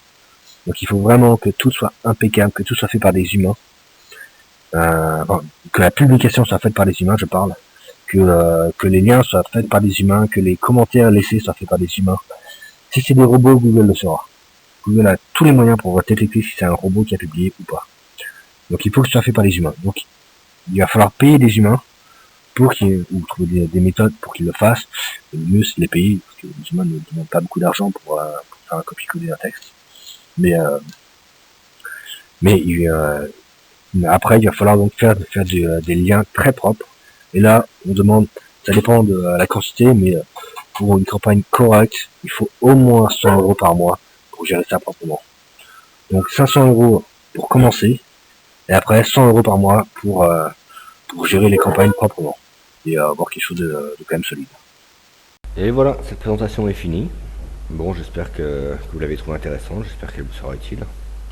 Je vous rappelle le lien crossbordertraining.com/boutique.